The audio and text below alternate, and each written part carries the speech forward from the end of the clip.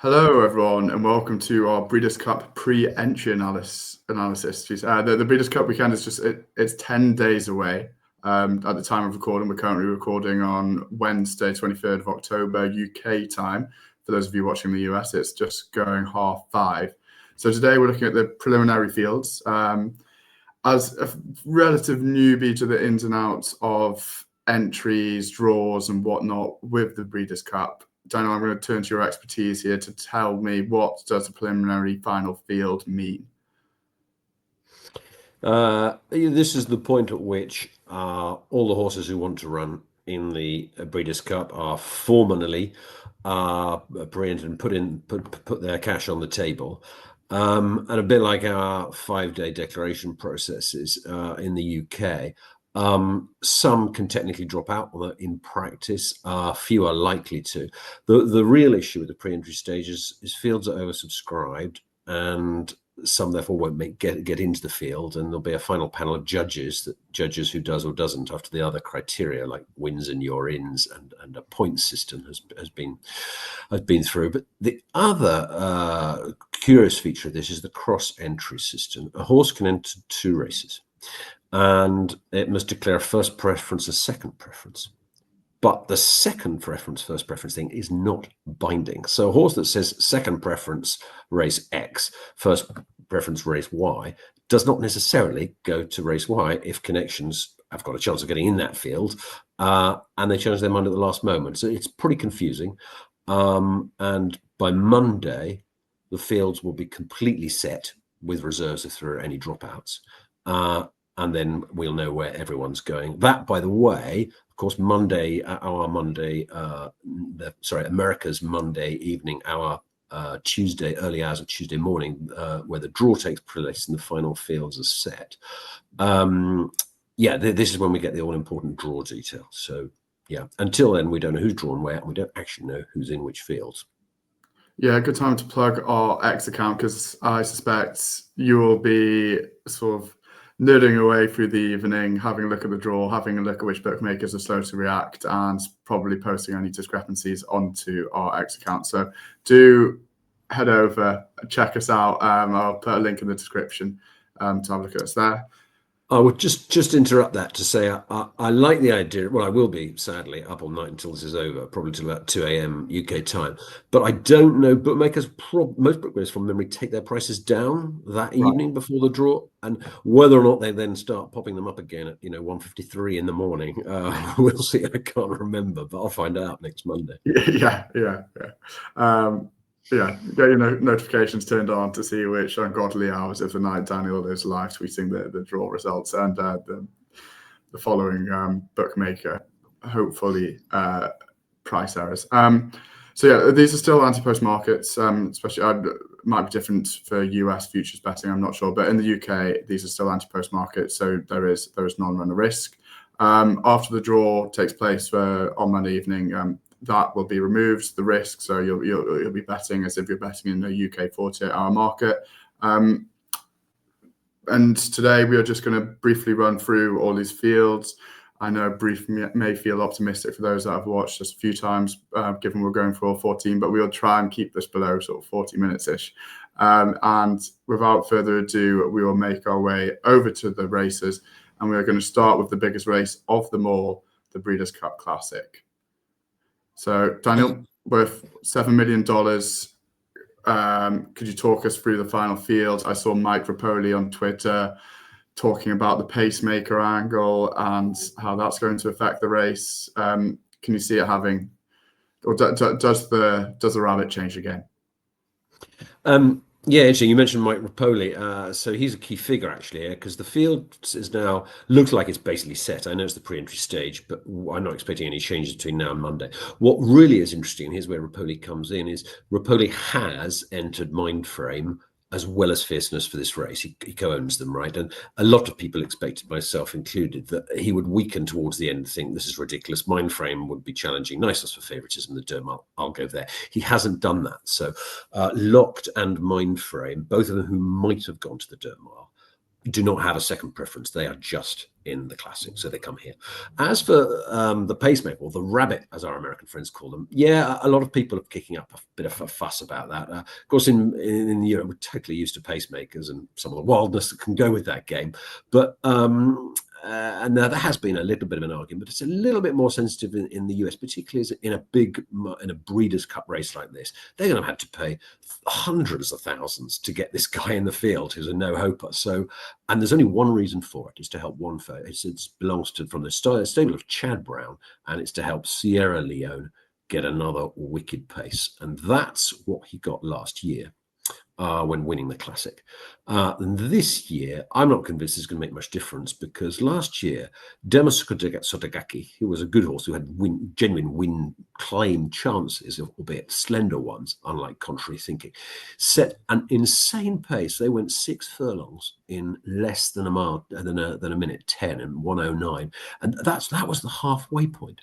I don't think they can go any far. I don't think Contrary Thinking can go as fast as Demis Sotogaki, so I don't think it's going to make much difference.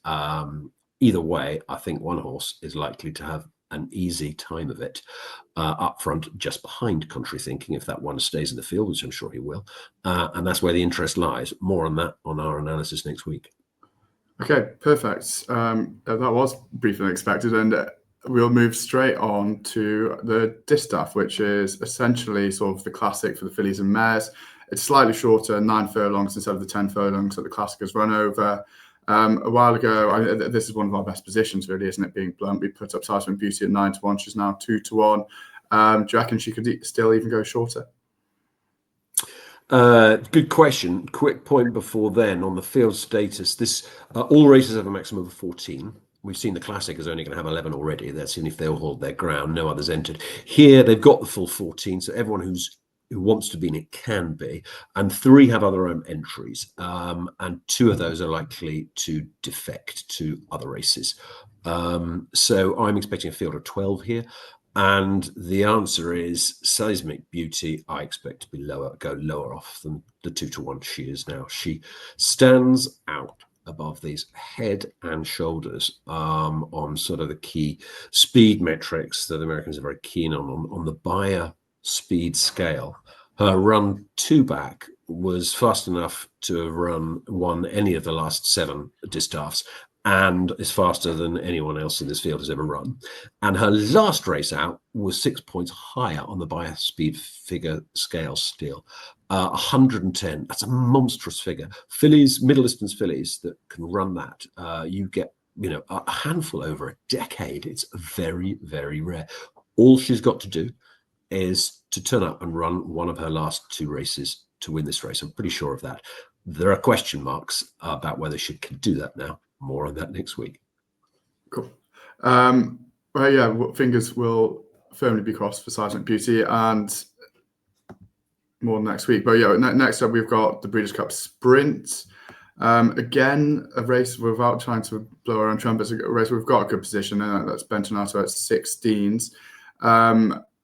What we do have in this race is a couple of interesting cross entries with Copion, who I think you're going to tell us is going to go or could go off favourite here were she to turn up here, but this is thankfully her second preference. But yeah, feel a bit of a mess, Daniel. Can you make much sense of it?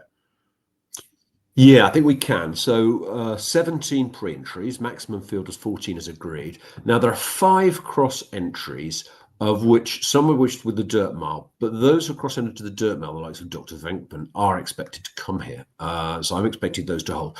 By contrast, both Copion and Stablemate Stablemate tomorrow. I'm moving on to the filly and mare sprint. Sorry. The defection to the FMT, which is crucial, is just Copion. Although, yes, Stablemate tomorrow is entered here as well. Same stable, the same Spendthrift farm have co-ownership of both. The trainer, Richard Mandela, was saying that he was tempted to throw in Copion against the boys. I bring her here. He's slightly rode back on that. He said that she's likely to skip it in favour of the filly and mare sprint, which we'll come to in a minute. But the key thing about this market is it's got this great thing hanging over it. If Copion does stay in this race, She might not be favourite. She'd probably be second favourite, or maybe vying for favouritism, but very short price. And if she comes out, I'd expect the prices as they are to shorten somewhat. So it's quite a difficult market to play until we know what Coppion does, and we won't know that for quite some days. Okay, well, one to wait until Monday then, and I suspect there'll be a similar sentiment here for the filly and mare turf sprint, where we're Copion to run. That's going to have a massive effect on the price. But quick question: 5-2. What price do you reckon she'd go off were she to show up here? Yeah, that's a good question. So the maximum field of 14 won't be touched. There are only 12 at the pre-entry stage, and Majestic Oops is due to go to the Distaff. So that's 11. If Coppion goes, that's 10. But assuming Coppion stays here, what's the price? 5-2. Can you get 11-4 on Harrow? I didn't see the banner on the bottom of the screen. Is 11-4 gone? 5-2 is best price. Yeah. Yeah. Okay. If she stays in this race, she will shorten. In the American markets on the day, I'd be pretty surprised if she was anywhere north of 2-1. I think she might be sub 2-1. She's unbeaten over 7 furlongs. And she ran a huge race last time, but over a distance was far too long, behind Seismic Beauty, by the way, which is another reason why that one is heavy favourite for the Distaff, because she's not just the fastest, she's beaten the best other filly in the land also over that. No, I expect Coppion to shorten, but if Coppion comes out, that changes the game and everything crashes in price. Yeah. Okay. Well, yeah. Again, rejoin us on Tuesday, and we'll talk about it with more clarity at that stage. For now, we'll move on to the Breeders' Cup Dirt Mile. So, as mentioned, that this is a race that gets a bit of stick from purists. People would like to see it scrapped, but it's I remember it's had some great moments, some great stories recently, especially with Cody's Wish. But this year, the market is headed by Nisos for Bob Baffert. Wouldn't that be a lovely story for he to win? And can he deliver a star performance? Taking those points in order, yeah, you're right. Cody's Wish a couple of times, but also Nick's Go, Life is Good. Some brilliant horses have won this race. I have no idea why it gets the stick it has. There's definitely room for it on this card. It's not as it's going to be a bigger field as one might expect. Dirt Mile, can usually fill or get close to filling. With 13 pre-entered, this is looking like it's going down to a field of 10, which is quite short because 3 of the horses have preferences elsewhere, predominantly the sprint. The towering figure in the betting here is Nisos, our full Serrano in second in the betting. But there's some good horses here, and I'm slightly surprised he's as short as he is, or rather, I'm not. But I'm surprised that as many as people as I listen to and hear and read about are so high on this horse. There's a brilliance to him. There's no question. He's 5 wins and 1 narrow defeat in the slop against Mindframe, who's a crack. It was a crack colt when they had that battle. So in a sense, what's not to like? He's brilliantly talented, but he's had his injury issues. He spent much of his 3-year-old season on the shelf, or on the sidelines, perhaps I should say. And he's missed the odd thing this year. He's missed the odd work. He was pulled out of the Pacific Classic, where he was going to face off against Fierceness with a stubbed toe. Although cynics say that Baffert took one look at Fierceness coming over and thought, I'm not going to put my boy in the cauldron with that monster over 10 furlongs. So the mile hits him right between the eyes. It's the right distance. They've flirted with the sprint, but they're never going to go there.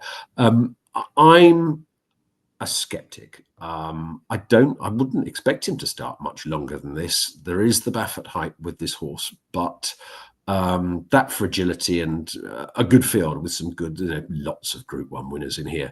Don't know what kind of classic winners. It's very absolutely, and more to the point. And since his debut, Nisos has never run in a really big field, and this is fine. It's only 10, but that's a different dynamic from having bossing a sort of 3-4 horse. Last time out, 5 horses. They were rubbish compared to this lot. Now he was giving them weight, but it's just a different experience. I feel he's short, but anyway, let's see come Monday who's left in it and where the betting angles are.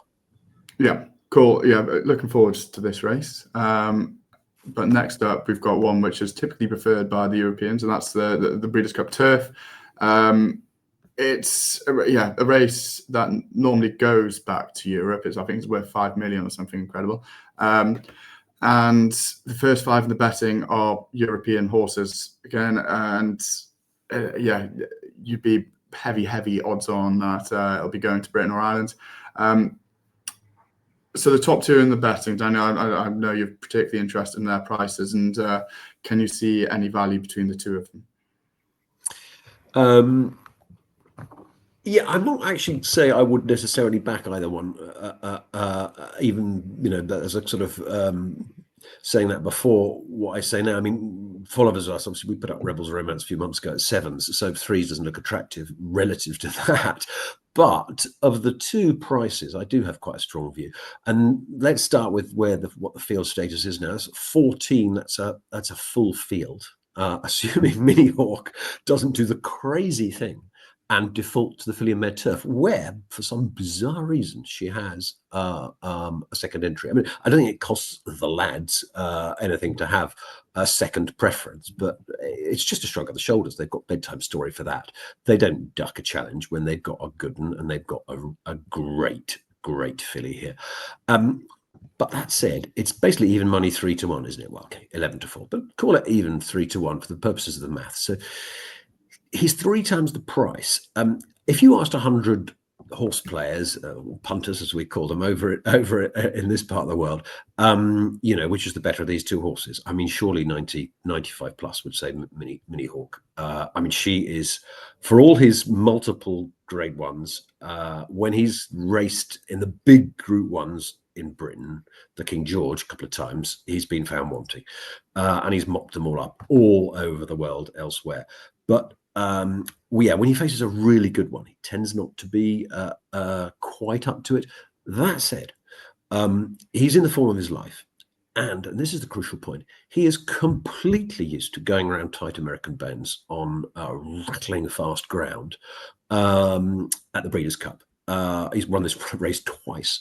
And I just think the market has this is my take on it, and many people may disagree. I just think even money is short. You're asking a 3-year-old filly who, fine, it's been a month since the Arc, and that's not a long turnaround, but that's not a short turnaround, but she's traveling across the other side of the world for the first time. Different environment, different turf, different bends, different track, different environment.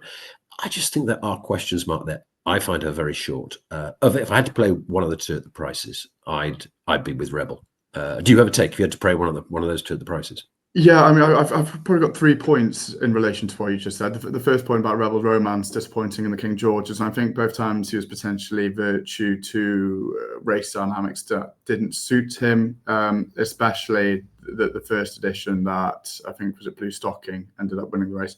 Or no, it wasn't. It was Goliath, and Goliath's win. And so I think potentially he's underrated within the UK. Obviously, he's been targeted at the race. Second point, Mini Hawk. You mentioned maybe not liking the tight tracks. She did importantly win at Chester, first time out this season, which would suggest that maybe she won't find it too disagreeable. But the form of that race isn't worth much. Left-handed as well, isn't it? Yeah, exactly. Okay, then, all right. I'll row back on that then. Then last point is Enable is the only horse to do the Arc and Breeders' Cup Turf double. And that season, the Arc was only her second race, whereas Mini Hawk has danced every Oaks dance this year. So you wouldn't say she was over raced though. I mean, has it only been 4? It's just Chester, the Oaks itself, the Irish Oaks, the Yorkshire Oaks, the Arc. It's 5 runs over 6 months. It's not going crazy, is it? It's not, but a lot of very, very good horses have done that or tried the Arc Breeders' Cup Turf double, and for only one to have done it and that have a potential asterisk over the makeup of the season would suggest it's an incredibly difficult thing to do. And yeah, it's end of season, fillies go in their coats, and who knows? Yeah, I just think even money feels short. Yeah. But when 4 places become available, if there's a field of 14, you'd hope a couple of bookmakers would put their heads over the parapet. There's some interesting each way angles here. Yeah, definitely. And the US, I think the markets will shape up quite differently across the Atlantic. The US will potentially have Rebels Romance a lot shorter than we have them over here. That's a very good point. I don't think you're going to get 3-1 on Rebels on the US tote board. No. But yeah, as mentioned, we're going to be talking about these in more depth on Monday or Tuesday. So we'll move on from there, or else we'll go on about these two all day. Cool. Next up, we have the Breeders' Cup Mile. So Europe, you would have thought will have the historic edge over the US, but I think tends to be fairly split between the two. So based on the theme you have here, the worst favourite of the weekend, are you expecting this to not go the way of the Brits and potentially go to another international, French, Irish, US? How do you see this race shaping up? Well, yeah, coming back to the sort of US European thing. I mean, it's a funny thing. Is one sort of thinks, okay, the Americans boss the dirt, but we go over and as a rule, we've got the best turf horses. And things like the turf over 12 furlongs and the juvenile turf, that's really true. But some of the others, it's actually not true at all. In fact, most of the others, it's not true. It's either evens or actually leans the other way. And this is a race where Europe had no edge over the Americans at all. So there's something about a tight, sharp mile, which is, this is very different from a long, mile over a Newmarket or somewhere like that, or even at Longchamp. So yeah, my issue here is with Mr. Appleby's notable speech. I think I will say looks to me like the worst favourite of the weekend. He's what? Well, it was 5-2 last year. When Notable Speech had a much better year, by the way. He'd won the 2004 like a good one. He'd won the Sussex Stakes. That's 2 Group 1s in the bag. He hasn't done that this year. It goes last year and he comes third. He's beaten by 2 American horses. One of those, the winner, More Than Looks, is retired. The second horse that beat him, Johannes, is back, won his prep into this, got a brilliant record in California. He is 5 times the price. And he beat Notable Speech last year at this track in this race. What is going on? I just don't get it. More on all the others when we analyze the race in detail, but I think the Americans have a strong hand here. Not just Johannes, there's another one who's very, very good and will start much shorter, I'm sure, than the 10-1 is available.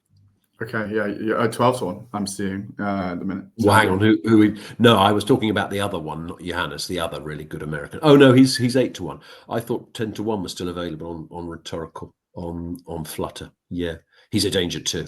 Yeah, and Formidable Man, I believe, is on the screen now, 12. Formidable Man, I think I'm saying is either unbeaten in California, unbeaten at Del Mar. He's actually never faced waters this deep, but they've got 3 good ones. This is a great open race, and I think the worst bet in it is Notable Speech at 5-2. Okay, yes, strong views in the Breeders' Cup Mile, and can't say I disagree. Next up, we will talk about the filly and their turf. Pretty open edition here. Really quite interesting. Obviously, if Minnie Hawk were to run here, she'd go off pretty short, but she's highly unlikely to. So yeah, who are the best of the 5 aces? Yeah, we got that because I don't know who's going to go off favourite of the 4 top Euros and the 1 top American. I know at the moment, when you look at the bottom of the screen, the top 4, you've got Cinderella's Dream, Gazora, See the Fire as She Feels Pretty. She Feels Pretty meaning the American one. I'd actually throw Diamond Rain into that mix as well. I would expect him to shorten. I think she is a much more appealing bet to me than Cinderella's Dream, and I wouldn't back money that William Buick will be on Cinderella's Dream, who, let's not forget, looked great winning the Falmouth in the summer, looked great early in the season at Newmarket. But she's lost her last 2, and she's looked, I wouldn't say woeful, but she's looked really dull. So she comes into this with a lot to prove. But I can't call how the betting will go of who will start favourite in this race. Absolutely fascinating clash. Yeah, very open. Looking forward to watching this. We should just say, by the way, that Minnie Hawk on the bottom, 10-3. I mean, good luck taking that. And I put on X yesterday, disgraceful William Hiller only offering 6-4 on Minnie Hawk for this race. But anyway, whatever, she'll duck it. Non-runner, no bet, or just 6-4? Just 6 to That's 4, lose market. your money. Unbelievable. Unbelievable. Okay. Right, we'll move on to the Breeders' Cup Turf Sprint. So Stardust, who we have not seen much success from this year, won last year for the Europeans, and Glass Slippers took it back in 2020.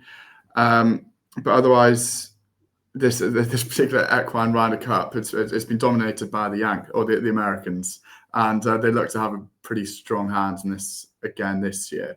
Will you be Team Red or Team Blue? I'm trying to work out which colour is which. I don't watch golf, so I don't know who plays in which. You can't. Red is the US, blue's Europe. Red is the US. Okay, fair enough. Well, I mean, even the European betting, which in a way you might expect to be Eurocentric, has Americans filling 3 of the top 4 spots, right? Notorious course specialist, who's only ever been beaten a neck here, and that was by Stardust last year. That's his worst ever performance. AG Bullet, who's a very fast filly.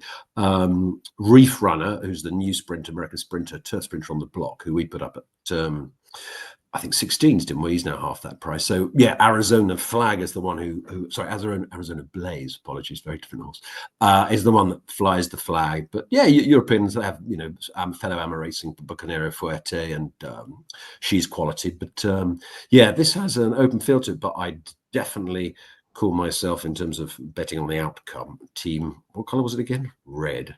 Team Red, yeah. Right, hopefully end up. Just one point. I'm sorry, one more point on this, James. All races are a maximum of 14, except the sprints on the turf, which is the turf sprint and the juvenile turf sprint. And what's interesting here is that, therefore, that makes the field smaller than it would otherwise be. Maximum of 12, so 6. I look on the outside and waiting to get in. There's a Japanese horse who's quite interesting, who's not in the field at the moment. And Nobles, a gelding, as the name would suggest. When they named him, they had some fun. He's a previous winner, and he's not in it at the moment. So yeah, we'll see how this develops. Okay, yeah, interesting market. Next up, we are working our way towards the Friday evening now, and starting with the Breeders' Cup Juvenile. And there are 2 big stars from what the market is telling us, and also from what people are talking about, and that is Ted Noffey and Brandt. Ted Noffey evens, Brandt 7-2. Do you see it just being a contest between these 2, or are you open-minded to some of the outsiders? And I think I know the answer to that. Yeah, well, no, I don't actually have a knock. As I can say, I don't have a knock on Ted Noffey. I mean, he deserves his position as favourite. And I would prefer to, and you know me, I don't like short prices. I prefer to bet Ted Noffey at even money than I would Brandt at 7-2. Brandt is the one I don't like. He's a flashy Baffert horse. He hasn't gone this distance before, go around 2 turns. He hasn't run for months, and the only times Baffert has done this before, I bring a horse to this race after the long break, since was it July or August when he last ran it. It hasn't gone well. I'm skeptical about Brandt. Ted Noffey, I get, he's looked towering in his 2 Group 1 performances, his last 2 races. Really, really good. But this race has a history of throwing up a shock. So that's just a long-winded way of saying, yes, I'd much rather play this where it's going to have a nice each-way feel to it, isn't it? And we put up blackout time at 18s, didn't we? You can now get 8s, not quite so appealing there, but I might have another each-way play come the day. Blackout time, 2 or 3 lengths behind Ted Noffey when they race, but 18-1 looking decent value. We will move on then to the Breeders' Cup Juvenile Fillies, and this is probably the race I'm the least knowledgeable about of the whole weekend. So I will hand over to you, Daniel. It looks like it could be the smallest field of the weekend with only 9 pre-entered. Yeah, I think it will. Particulars La Ville Lumière. Presume she's out of City of Light, which would be an amusing naming translation thing. But anyway, she's expected to go in the juvenile fillies turf, I believe, which I think she only needs 1 to drop out to get in that field, so she will. That make this the dead 8, which has big repercussions if 1 were to drop out. Of course, suddenly come for UK and European bettors who might like an each-way poke. If this suddenly goes to 7 horses, that will that window will shut. So let's hope the dead eight hold. This is a market that is struggling to find a favourite. When you get a race that's going to be 8 horses, and then you've got a 7-2 favourite. There's no great weight of money behind any horse. I don't think anyone has put their head strongly above the parapet here, apart from Tommy Joe, who looked at business, and now everyone thought would be a short favourite for this race, but she stubbed her. She didn't stub her toe. She was poor last time, and she got the race in the stewards' room, but she was beaten almost 3 lengths, and that was the first time she stretched out to this distance. Trainer thinks that she's better than that, and she'll prove it. But on what she's done so far, who knows? Bottle Rouge is the other Baffert. Out of Vino Rosso, she will surely lap up the distance. But interesting, it's an interesting market. More next week. Yeah, okay. And so if La Vie Lumière is by City of Light, I wonder who La Wally is by. Clearly not a fan of the stallion. Okay, moving on, we are going to the juvenile turf, and market that's changed quite a lot over the last few weeks with various different favourites. And O'Brien, he wins this pretty regularly, actually. And this year it looks like it could be no different with even money favourite Stad. So yeah, how do you see him going? A couple of things on this race. One is there's the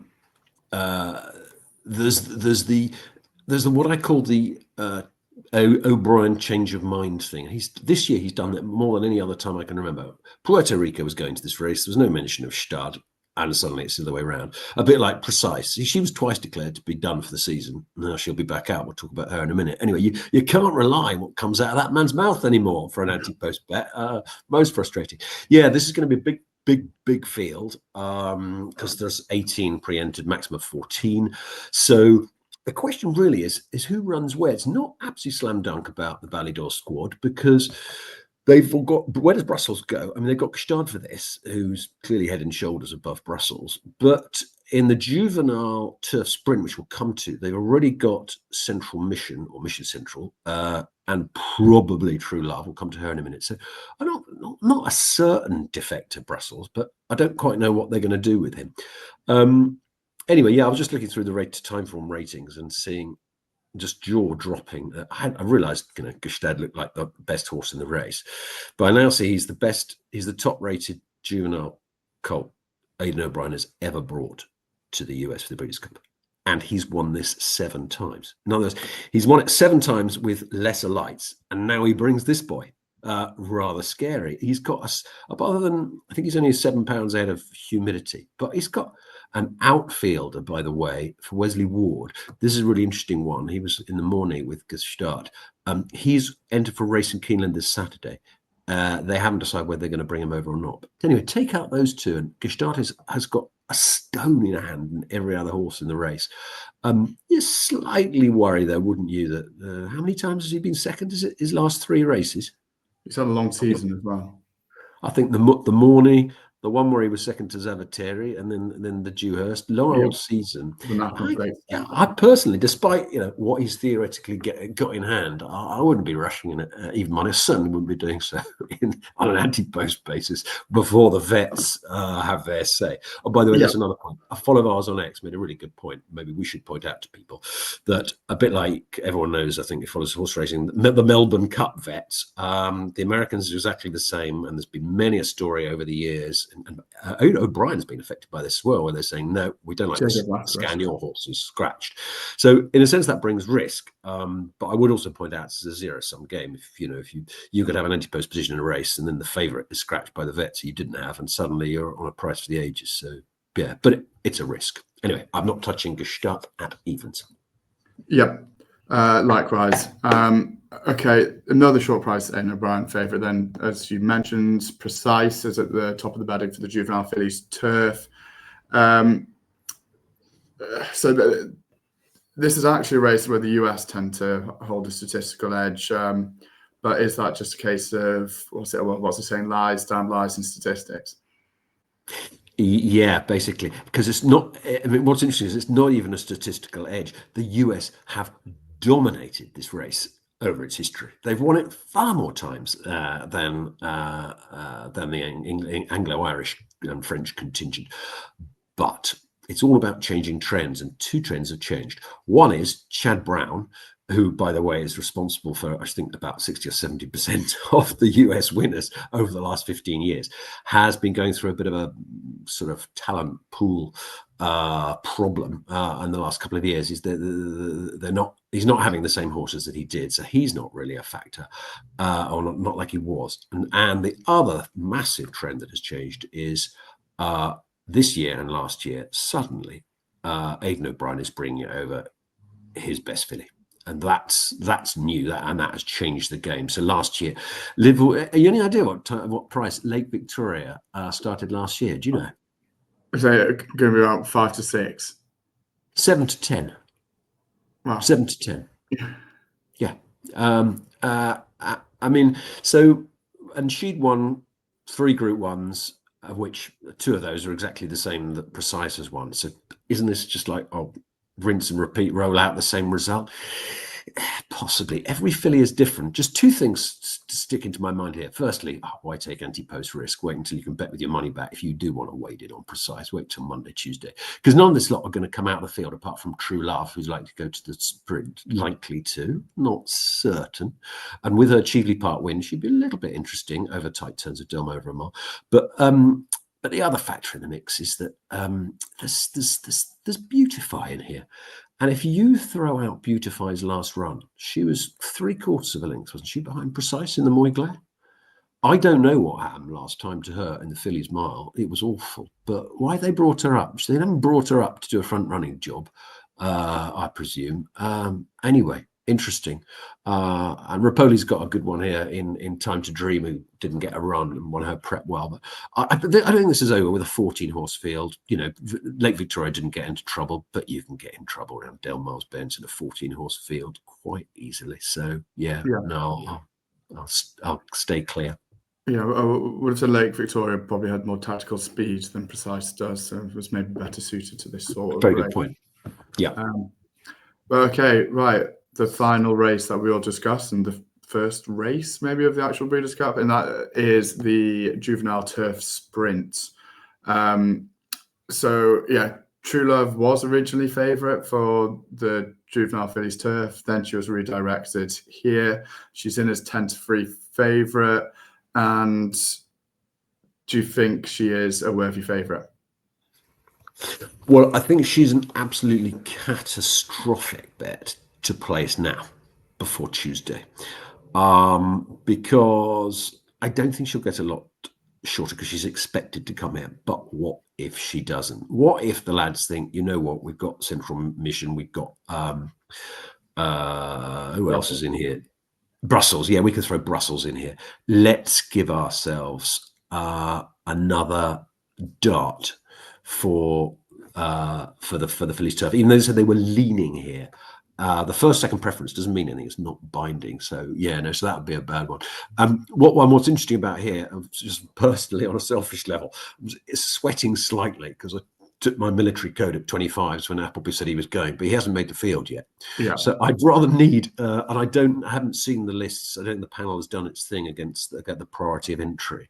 And, military code hasn't won any big group races, but I just thought he'd run well at 25s was silly. But yeah, no, he's not in it. Outfielder should come out. I think if they run outfielder, they will run him in the turf. So maybe they get in. But this will be a fun one to watch, particularly Schwarzenegger, Arnie, as they call him, Wesley Ward.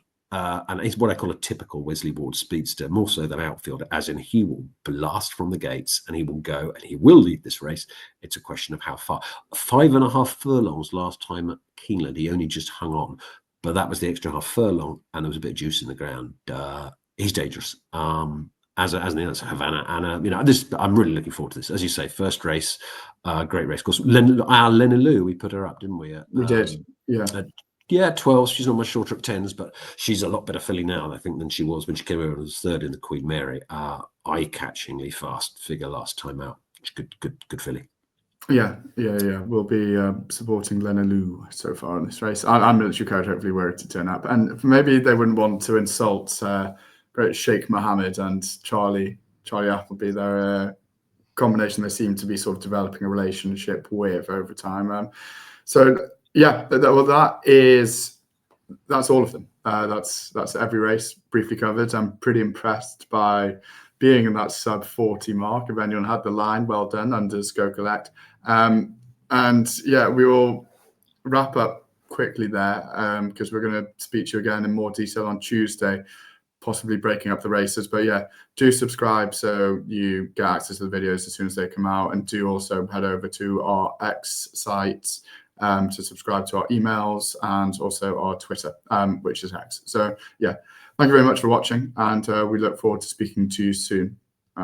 Goodbye. See you next week.